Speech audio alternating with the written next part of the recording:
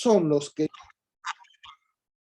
que literalmente van a poder ver procesos judiciales en un contexto sumamente amplio. ¿Por qué incluye el Tribunal Constitucional? Porque aunque parezca increíble, muchos de los procesos en el ámbito civil se van a ver evaluados en un ámbito, ¿qué cosa? Paralelo, derivado, complementario, secundario, que es en un habeas corpus, en un amparo. Y eso suele afectar el ámbito muy extenso del, ¿qué cosa? Proceso de conocimiento. ¿Correcto? Consecuentemente, ¿qué es lo que se está generando? Muchísima impredictibilidad judicial, una mala praxis judicial. Por ejemplo, en muchos procesos judiciales, las sentencias son, ¿qué cosa? Abiertas, son ambiguas, son disfuncionales, incompletas. Y esto, aunque parezca increíble, afecta el contenido del inciso 5, artículo 139 de la Constitución. Por ello, es que también se analiza el contexto de la mala gestión de procesos. ¿Por qué? Porque podrían acumularse muchos de estos elementos y evitar procesos judiciales paralelos, complementarios, derivados. ¿Por qué? Porque esto normalmente forma parte de la malicia procesal con la que usualmente participa un litigante en nuestro país. ¿Correcto? El contexto de la atomización del proceso justamente deriva porque el conflicto a nivel de proceso de conocimiento es sumamente extenso. Consecuentemente, va a generar corrupción judicial, descrédito social y el incremento de conflictos sociales, porque dos mismas partes procesales pueden generar varios procesos, inclusive en varios distritos judiciales. ¿Correcto? Por ello es que normalmente, ¿qué es lo que se ha evidenciado? Autotutela en la propia sociedad, por eso se ha incrementado la violencia familiar, aunque parezca increíble. Eventualmente, mucho se le ha dado preponderancia al ámbito arbitral, tanto es así que ya los procesos en el ámbito comercial societario se han reducido muchísimo. ¿Por qué? Porque es mucho más eficiente el manejo de estos conflictos en un ámbito privado. Hay mayor predictibilidad. ¿Correcto? Muy diferente a lo que sucede con la conciliación, que se ha vuelto disfuncional y que se ha vuelto lamentablemente en una condición absolutamente trivial. Quienes digan, no, cultura de paz, disculpen, la cultura de paz no sirve. ¿Cómo le puedes decir cultura de paz a un país que literalmente tiene 70 años, desde 1948, hasta la actualidad, que ha pasado por graves procesos y crisis sociales? Migraciones, el contexto de la crisis del Estado, el contexto de la crisis del Estado en el 78-79, que dio una nueva constitución, los contextos de democracia sumamente debilitados, terrorismo, crisis económica de 1986 y finalmente la crisis que ahora le denominamos cultura combi desde el año 2000 en adelante. Entonces, fíjense que esto tiene que ser tomado en cuenta. ¿Por qué? Porque normalmente cuando analizamos el contexto del Código Procesal Civil, analizamos el contexto de lo que es impartición de justicia, el análisis de la prueba, eventualmente las reglas que delimitan el seguimiento de un proceso judicial, el manejo de las garantías procesales y constitucionales, que es lo usual, ¿correcto? Pero eso ya no es parte de. ¿Por qué? Porque este Código Procesal Civil, que incluye el proceso de conocimiento, se tiene que manejar sobre la base del Código Civil y de las leyes civiles.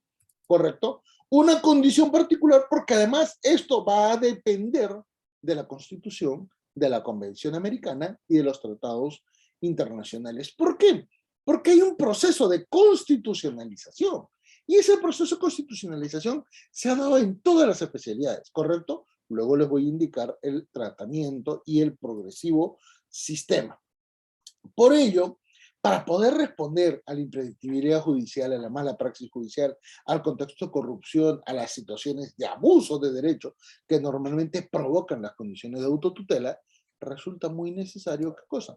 Considerar que ese proceso civil se tiene que analizar en estas 4 dimensiones.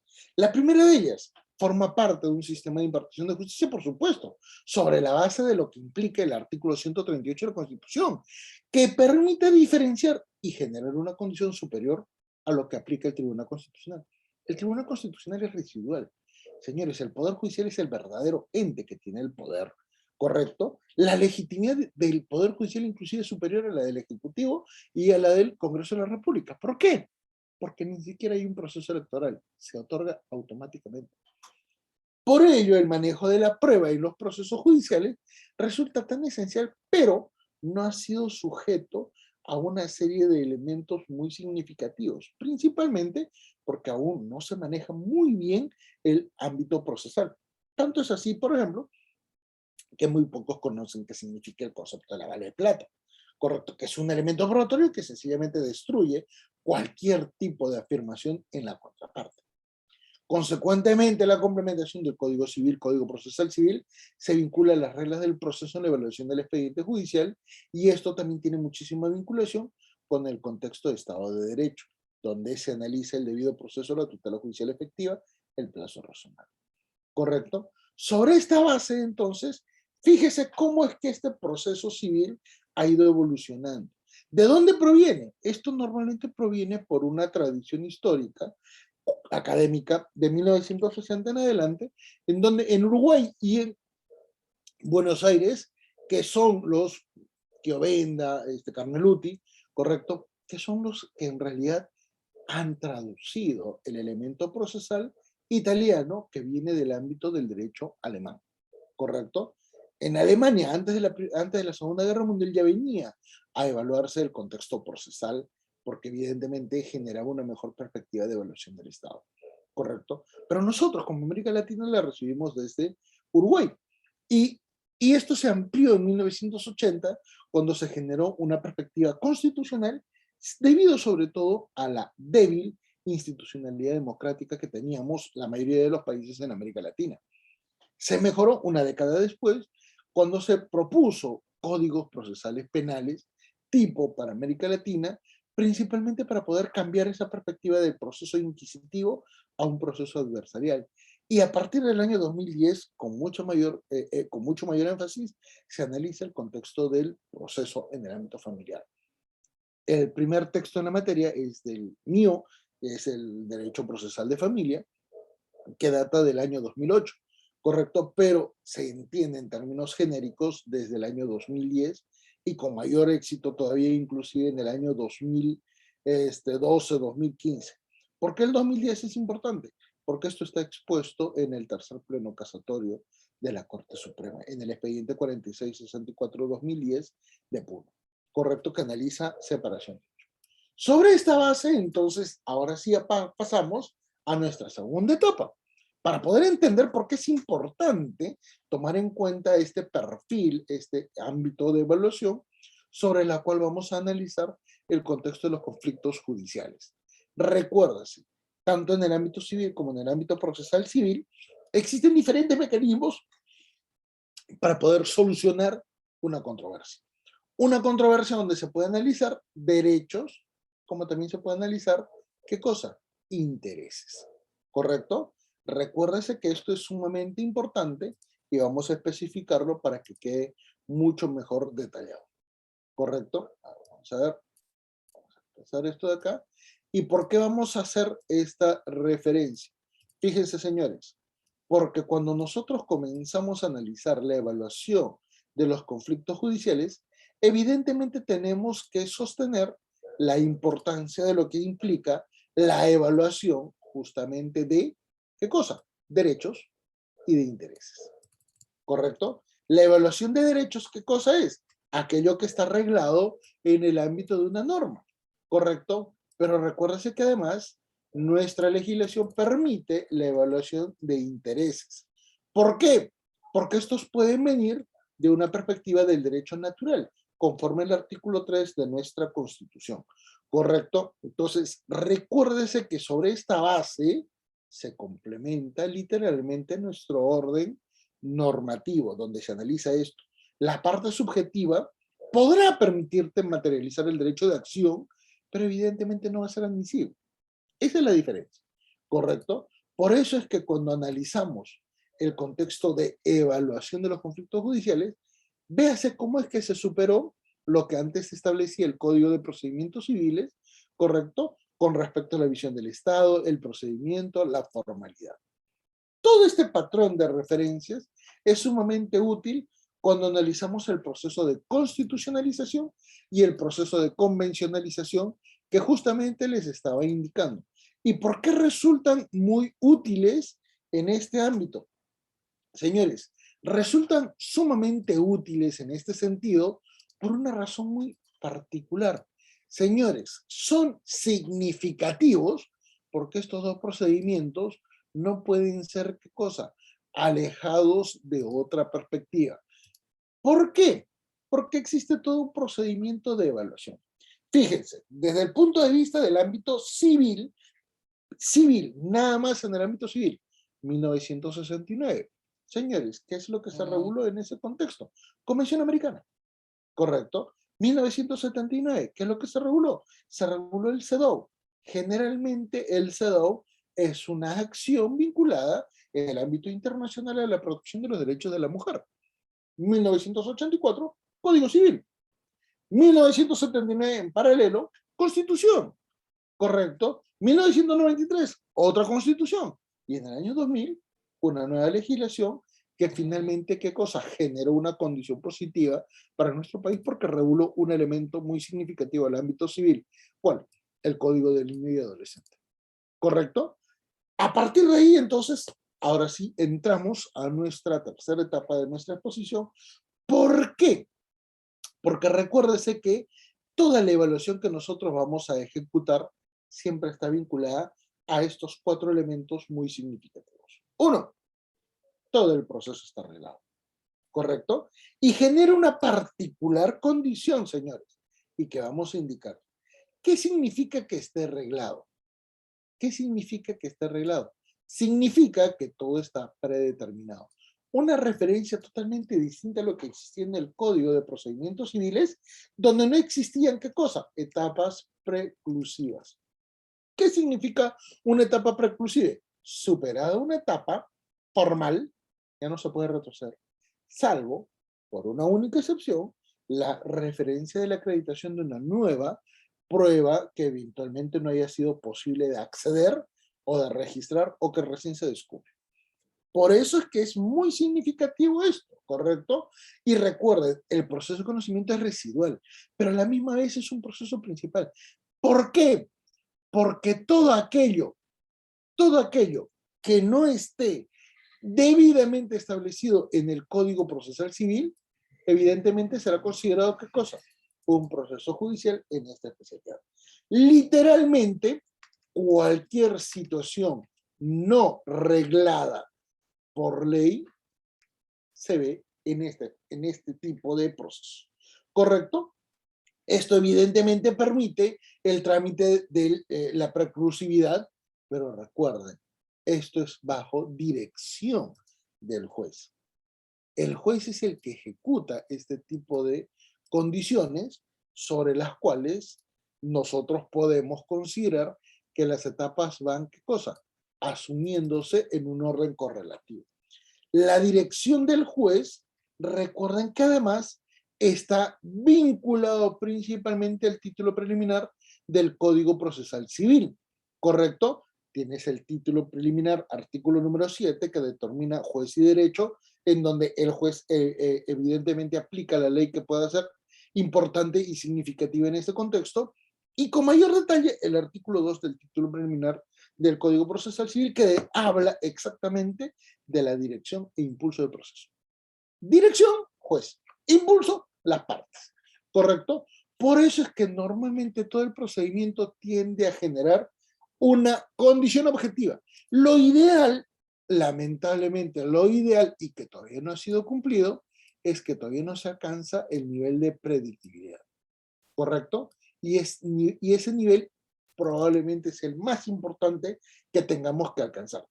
Todavía no se alcanza la predictibilidad judicial. Si es que eso se alcanza, créanme, señores, que literalmente todo el ámbito procesal, todo va a ser positivo. ¿Correcto? Pero fíjense, en este contexto, cuando nosotros tenemos que evaluar en primer término, nos falta un elemento que nosotros lo vamos a evaluar acá. ¿Correcto? Fíjense, señores, ¿por qué va a ser importante detallar este factor? Primero, para poder delimitar con mucha mayor objetividad cómo es que se inicia el trámite del proceso, al menos en esta especialidad. Señores, todas las personas tienen el derecho de acción. ¿Qué significa esto?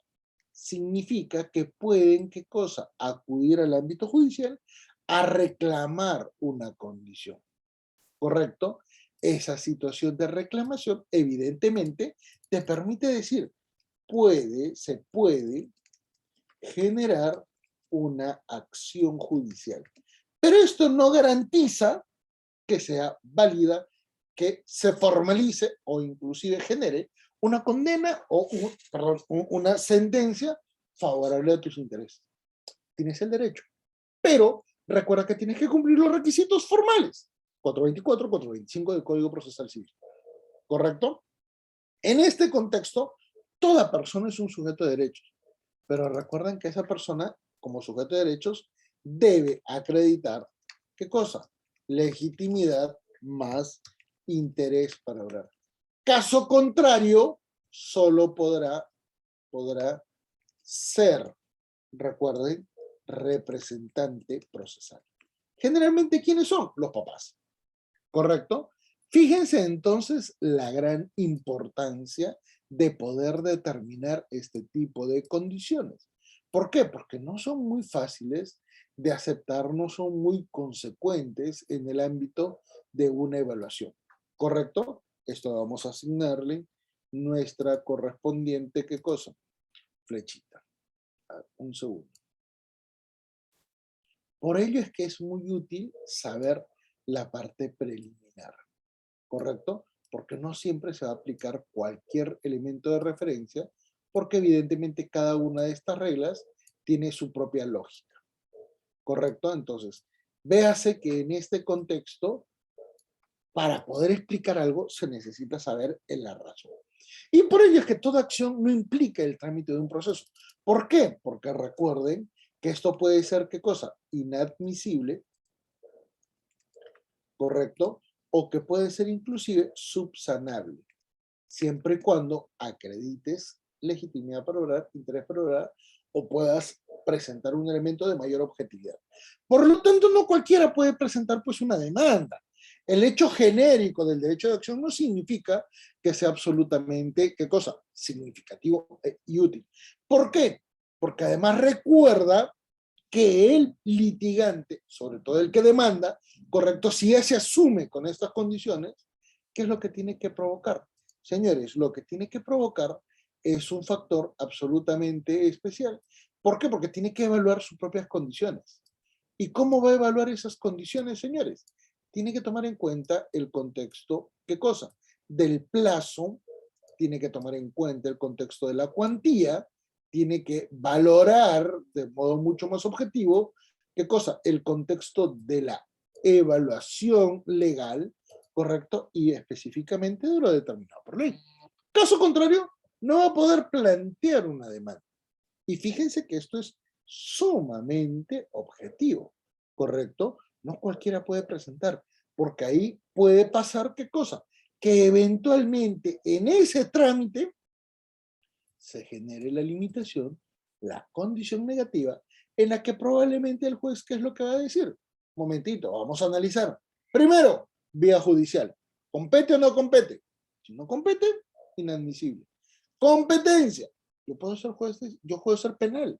¿Yo qué hago viendo un proceso de divorcio? ¿Yo qué hago viendo un proceso de reconocimiento eventualmente de algún derecho? No puedo, ¿correcto?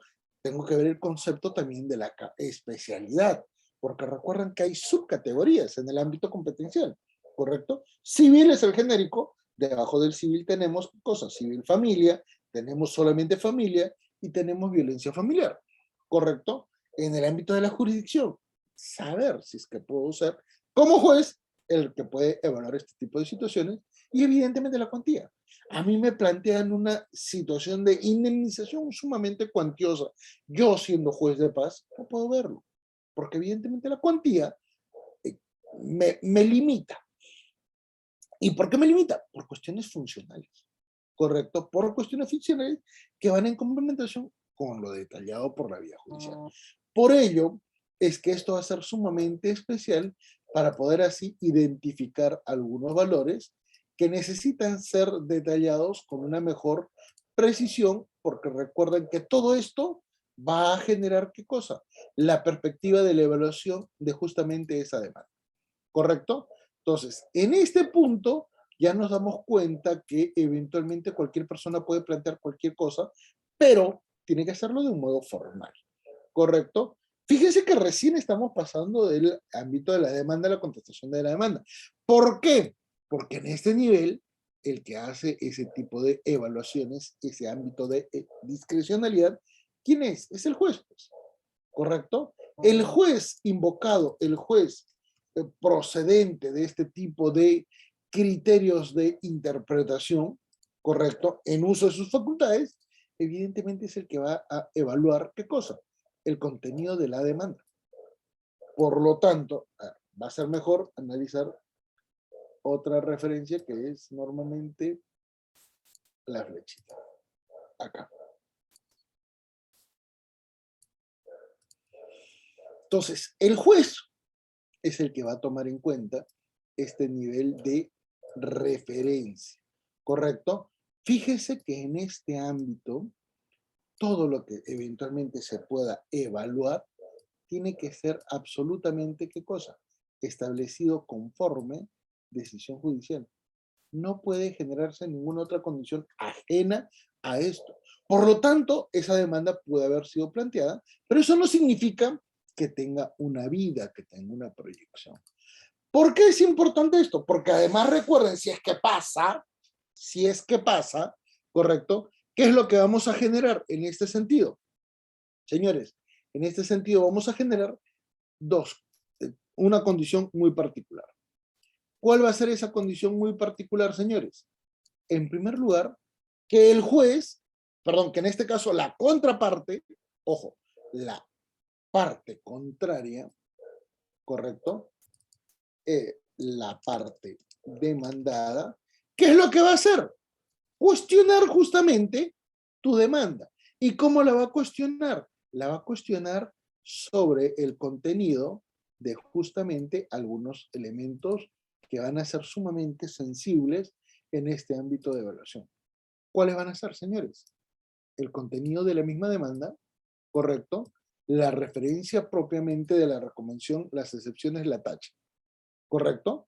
Antes inclusive de poder evaluar el propio contenido a nivel de la contestación de la demanda. Miren esa condición particular. ¿Por qué? Porque cuando ya se ejecuta una contestación de demanda, evidentemente vamos a generar algunas perspectivas que van a ser sumamente importantes en nuestro ámbito evaluativo. ¿Por qué van a ser importantes? Ahora se los voy a explicar. Ahora se los voy a explicar. Vamos a poner esto por acá. Correcto.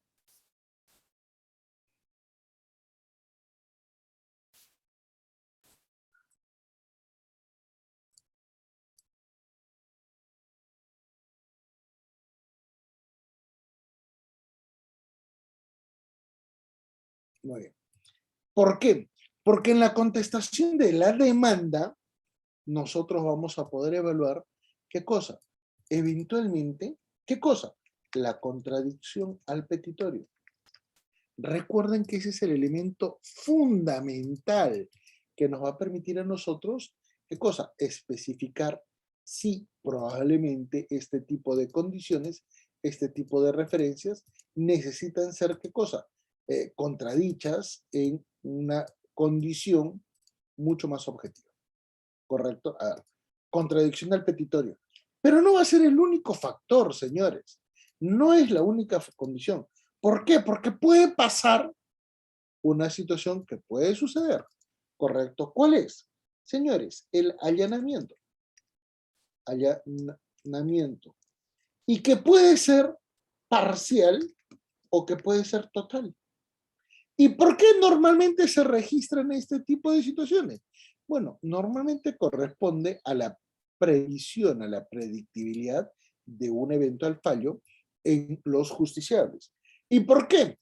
Porque además se pueden presentar otros dos elementos que van a ser sumamente significativos. ¿Correcto? Otro de ellos, ¿cuál es? Señores, el nivel de rebeldía. Y esto es un elemento sumamente importante. Y el último, ¿cuál será? Señores, el incumplimiento a una carga procesal. ¿Qué significa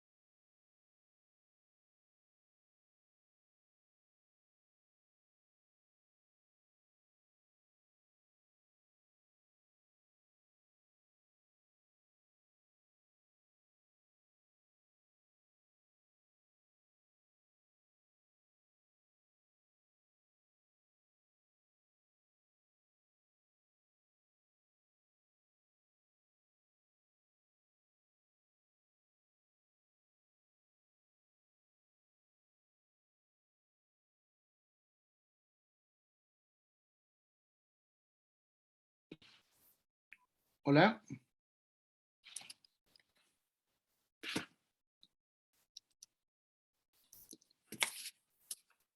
Hola, hola. ¿Se me escucha?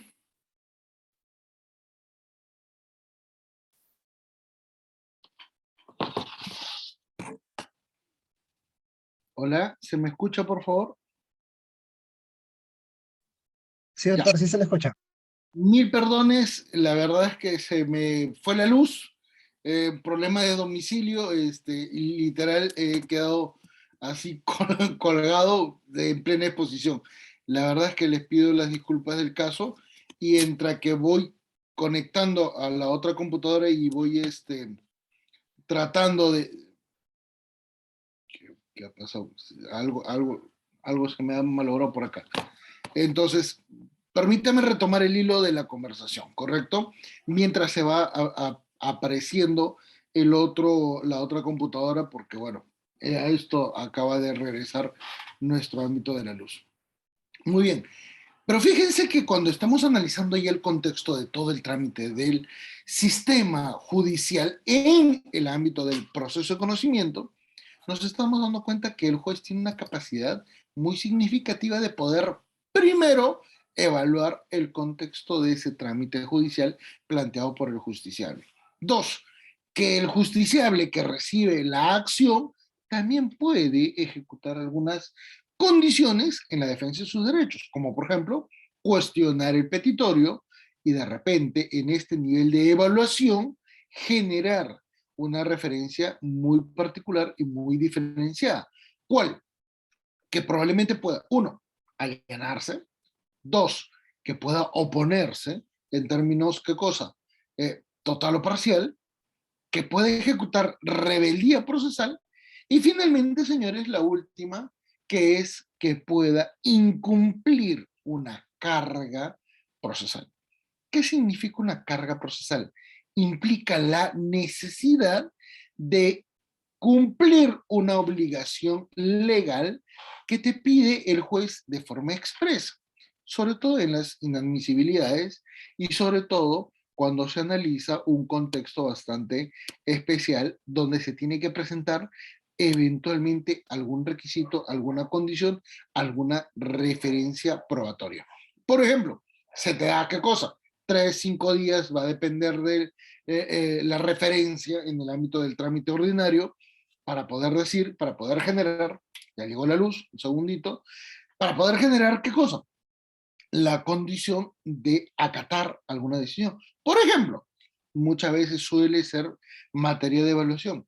Señor, usted ha presentado elementos probatorios que eventualmente no se pueden llegar a revisar con objetividad. ¿Por qué? Porque son copias. Por favor, presente los documentos originales o los documentos que eventualmente puedan ser, ¿qué cosa? Convalidados notarialmente o eventualmente legalizados o fedateados. ¿Correcto? Por ejemplo, una partida de matrimonio, que suele pasar.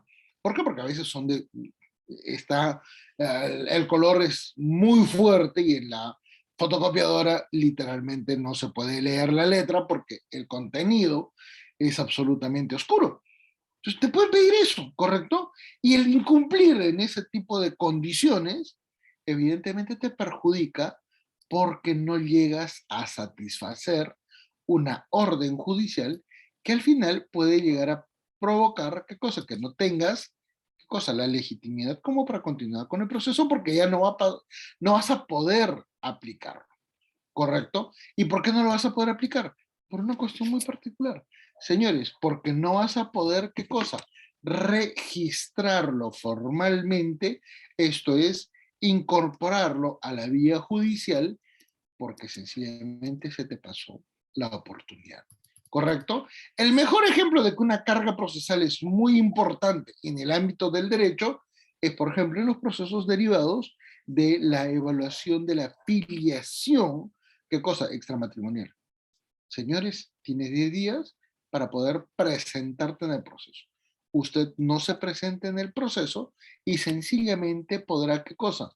Ver limitados sus derechos porque como en 10 días no te has podido presentar, sufrirás, ¿qué cosa? La eventual condición negativa de que se te impute el padre de un menor. Y eso es sumamente grave si es que tomamos en cuenta que de repente no lo eres, ¿correcto? Recuérdense que acá estamos evaluando en una situación no ajena al ámbito, ¿qué cosa? Del proceso de conocimiento, porque esto es muy flexible, esto se ha generado en una condición muy particular, pero evidentemente se puede, ¿qué cosa? Llegar a evaluar e interpretar, ¿correcto?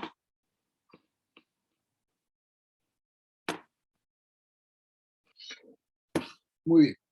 Entonces, ya se está cargando un segundito la diapositiva.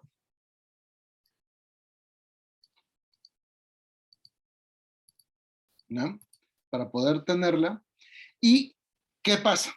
Cuando ya estamos en otro nivel de evaluación, ya pasamos la etapa inicial, justamente se ejecuta el trámite mucho más complicado de evaluar, que es el saneamiento procesal, ¿correcto? En esta etapa, evidentemente las dos partes en uso adversarial, ¿correcto? Inclusive previo a lo que significa el proceso de realización, tienen que manifestar eventualmente sus acciones contra determinados elementos probatorios que presente una parte.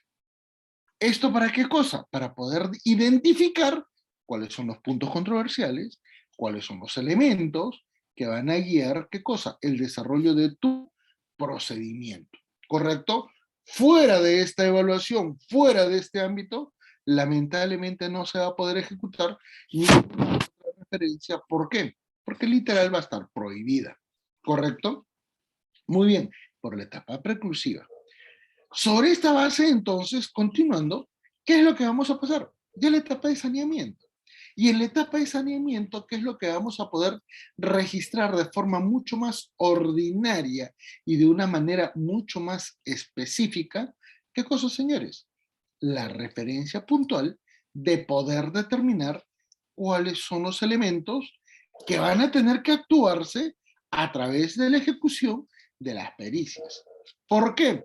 Porque recuerdan que las partes han presentado elementos probatorios de parte. ¿Qué significan los elementos probatorios de parte? Elementos que pueden fundamentar, que pueden amparar, que pueden, ¿qué cosa?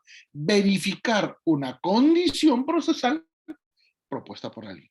Pero el juez no necesariamente va a tomar en cuenta esto porque necesita tener un valor de objetividad. Las partes pueden presentar muchas cosas y eso no necesariamente va a garantizar una condición positiva. Por ello es que en esta etapa de evaluaciones de pericias pueden participar, ¿qué cosa? Otros peritos, generalmente de parte, pero recuerden que eso ha sido determinado en el 10º pleno casatorio civil. ¿Por qué? Porque la oportunidad y también el valor sobre el cual se pueda determinar este tipo de intervenciones no pueden ser tan discrecionales, no pueden ser tan abiertas, no pueden estar sujetas a determinadas condiciones de repente que provoquen que un juez quiebre el concepto de imparcialidad, ¿correcto? Posteriormente, cuando ya se han ejecutado todos los elementos probatorios, ¿correcto? La contradicción se ha generado en público debate, en audiencia, la confrontación de ideas, es que ya pasamos a otra referencia, que es la etapa de la evaluación. Y en la etapa de la evaluación de la sentencia judicial, nosotros vamos a tener que tomar en cuenta que este tipo de condiciones están necesariamente obligadas a tres elementos muy puntuales. Uno, a lo que fijen las partes procesales, porque evidentemente eso es lo que condiciona al juez sobre la cual se puede evaluar, ¿qué cosa? El concepto de ultrapetita, extrapetita, infrapetita, ¿correcto? Recuérdense que en estos tres niveles no se pueden generar condiciones negativas, no se pueden desarrollar referencias que eventualmente contradigan el concepto de, ¿qué cosa? Manejo de la discrecionalidad en el ámbito del proceso y que puede afectar el artículo 6º del título preliminar del Código Civil respecto del interés para obrar. Nótese que estamos hablando de una condición muy particular, muy esencial y que evidentemente condiciona al juez. Segundo elemento, señores, tiene que tomarse en cuenta el concepto vinculado y lo arreglado a ley. ¿Por qué? Porque aunque parezca increíble, hay muchísimas pretensiones que no pueden ser atendidas porque probablemente terminen por provocar una referencia totalmente negativa. Para ello, ¿qué es lo que se necesita generar? Lo que se necesita generar es una mayor y mejor condición de vinculación al trámite mismo del proceso para poder conducir a las partes en función de lo que es correcto, de lo que es diligente, y de este modo evitamos el abuso de derecho según el artículo 2, título preliminar del Código Civil, en complemento con la dirección e impulso del proceso, artículo 2, título preliminar del Código Procesal Civil. ¿Correcto? Y finalmente, ¿por qué va a ser sumamente importante? Porque recuerden que según el artículo 8 de la Convención Americana, en complemento con el artículo 139, inciso 5, se tiene que fundamentar una decisión. ¿Correcto? Y las decisiones evidentemente en dos niveles, tanto a nivel de resoluciones, los autos no, pero las resoluciones sí, y la sentencia tienen que tener un valor sumamente elevado. No pueden ser considerados de forma tan discrecional y recién entonces la sentencia podrá tener, ¿qué cosa? Un contenido muy específico, tanto en la parte que se ha evaluado, ¿qué cosa? Su contenido respecto a los petitorios, pero también respecto del ámbito de su ejecutabilidad. ¿Y qué significa el contexto de la ejecutabilidad? Esto nos permitirá decir que esa sentencia no es abierta, esa sentencia eventualmente no necesita ser complementada porque va a responder a las necesidades de lo que es el proceso. Y tres, probablemente esa sentencia no necesite ser, ¿qué cosa? Generada en un contexto posterior por otro tipo de decisiones. ¿Correcto? Y aunque parezca increíble, los procesos de conocimiento son tan complejos que por regla general suelen tener una condición negativa. ¿Cuál? Que les pidan, ¿qué cosa? A las partes litigantes eventualmente manejar, ¿qué cosa? Justamente esa perspectiva de poder consultarle al juez. Señor juez, ¿usted qué quiso decir en este tipo de casos? O señor juez, en este tipo, en esta disposición, ¿qué es lo que se ha generado? Y eso nos termina por presentar un panorama sumamente negativo. Hace muchos años, en la época de Fujimori, un juez llamado Tineo, juez de la Corte Suprema, justamente hacía estas manipulaciones, ¿correcto? Eventualmente a todos los jueces les decía, miren, este es el caso así, 1, 2, 3, 4, 5, 6, ¿correcto? Firmaban los expedientes y luego, cuando ya uno de los litigantes le preguntó, que fuera una, le preguntó, señor juez, ¿y cómo hacemos este caso? Ese juez se acordaba que había dicho 1, 2, 3, 4, 5, 6, ¿correcto? Pero en la resolución que le permite interpretar, ¿qué cosa decía? Señor, ¿cómo interpreto alfa, beta, gamma, pi, epsilon? Era un concepto totalmente distinto y a partir de ese momento es que resulta sumamente vinculante el concepto de lo que implica la calidad y el contenido de la sentencia, como también se ha podido acreditar en un caso del Tribunal Constitucional en el expediente denominado, ¿qué cosa? Tribunal Constitucional, caso Juliana Yamoja, principalmente porque es el primer elemento de referencia en el ámbito de la argumentación. Y esto, señores, sería pues finalmente nuestro desarrollo de la ejecución de sentencia, que evidentemente está sujeta. ¿A quién? Está sujeta a la discreción de las partes. ¿Por qué? Porque recuerden que son ellas las que tienen que indicarle al juez, acaba de conectarse ya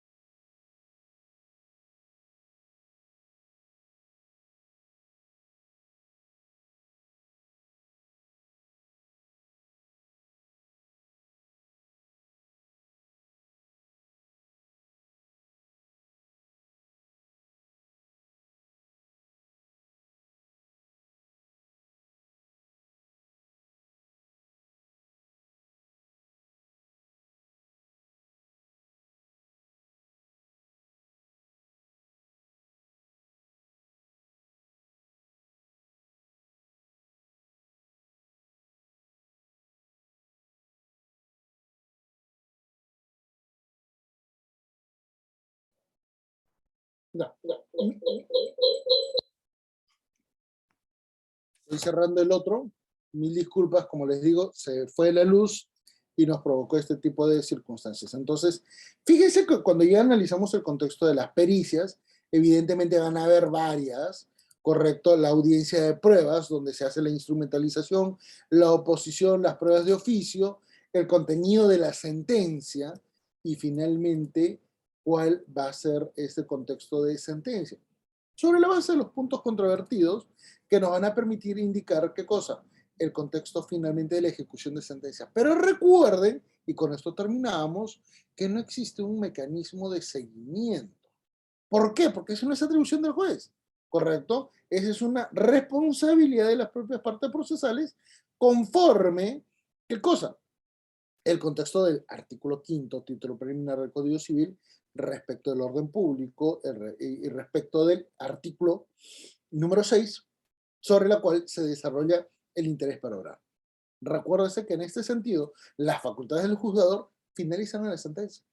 Si es que eventualmente no se ejecuta la sentencia, es que ahí puede aplicar otro tipo de mecanismo de intervención, por ejemplo, la ejecución forzada, por ejemplo, la ejecución de medidas extraordinarias que pueden inclusive ir sobre la base de recursos cautelares.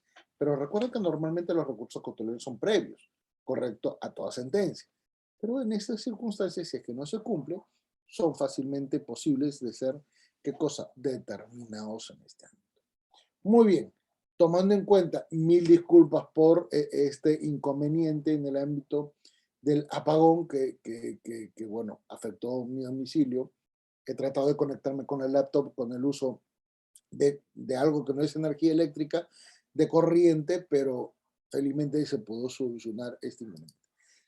En este sentido, me gustaría saber si es que existe alguna duda, alguna consulta, con el mayor de los gustos, porque hemos cumplido con la presentación de todo nuestro tema por ejecutar. Con el mayor de los gustos, un millón de gracias. Muchas gracias, estimado doctor, por su grata ponencia esta tarde. Y bueno, al parecer ha quedado todo claro por parte de nuestros participantes. O si tuvieran alguna pregunta, pueden levantar la mano, no habría ningún problema.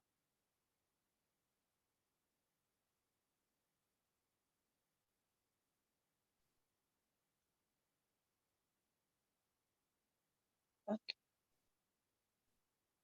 Sí, hay una pregunta de parte de Ever. ¿Cuántas medidas cautelares se pueden interponer en un proceso? Va a depender, doctor. Va a depender. Yo he visto en la práctica procesal, sobre todo en casos muy complejos vinculados esencialmente al análisis de derechos por ser determinados, que a veces se pueden presentar hasta 5 o 6 medidas cautelares, pero que responden a diferentes elementos y no necesariamente de forma, ¿qué cosa? Continua. Pueden darse en el transcurrir del proceso. ¿Por qué? Porque hasta que un juez emita una decisión, un juez especializado, pueden pasar 3, 4 años. Y porque evidentemente las medidas cautelares tienen un periodo de vigencia. Se pueden extender, pero tampoco llegan a tener la misma vigencia de un proceso de cosa ordinario. Por eso es que va a depender de la naturaleza de la controversia y sobre todo de cómo es que se desarrolla el ámbito del litigio. ¿Correcto? No hay un número límite, tampoco es obligatorio presentar una medida cautelar. Va a depender de la decisión procesal de las partes. Excelente, doctor. Muchas gracias por observar la pregunta propuesta por nuestro estimado participante, así como también agradecerle por su tiempo y por su presencia en esta noche, así como que también esperamos contar con usted en una siguiente oportunidad y que tenga un excelente fin de semana. Muchísimas gracias a ustedes y les estoy pasando en estos momentos por el chat la diapositiva, ¿sí?